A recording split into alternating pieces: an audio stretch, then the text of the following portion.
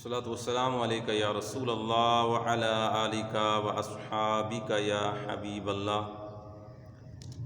کچھ لوگوں کو گندہ دہن کی بیماری ہوتی ہے، یعنی کہ ان کے منہ سے سمیل آتی رہتی ہے جو ناپسندیدہ ہوتی ہے۔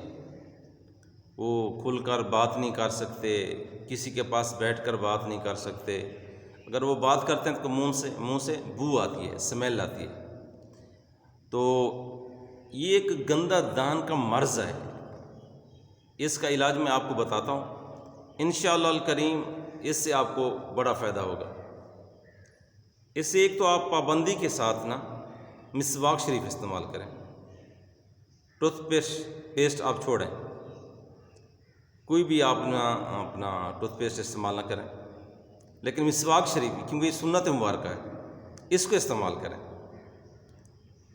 جیسے استعمال کرنا ہے ویسے استعمال کرنا ہے، چھوٹی چھنگلیاں کے برابر یہ مسواک موٹی ہونی چاہیے۔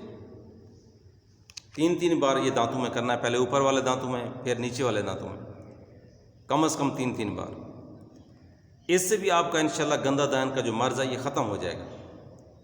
اس کے ساتھ ساتھ آپ نے کیا کرنا ہے، تھوڑے سے سونف اور 1 آدھ سبز الائچی، اس کو منہ میں رکھ کر خوب چبانا ہے، چبا کر اس کو نگل جانا ہے۔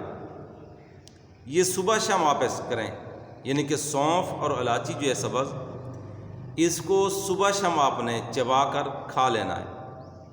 اس سے گندہ دہن کا جو مرض ہے آپ کا وہ ٹھیک ہو جائے گا۔ اور جو مسواک شریف ہے اس کو تو 5 ٹائم آپ نے کرنا ہے، یعنی 5 نمازیں آپ پڑھیں گے، 5 نمازوں میں آپ نے مسواک شریف کرنی ہے، یہ سنت مبارکہ ہے۔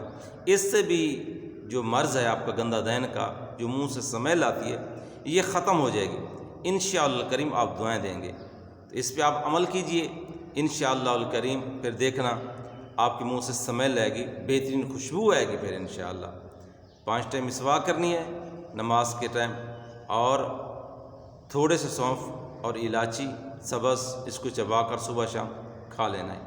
اللہ پاک ہم سب کو عمل کی توفیق عطا فرمائے۔ صلو علی الحبیب صلی اللہ تعالی علی محمد۔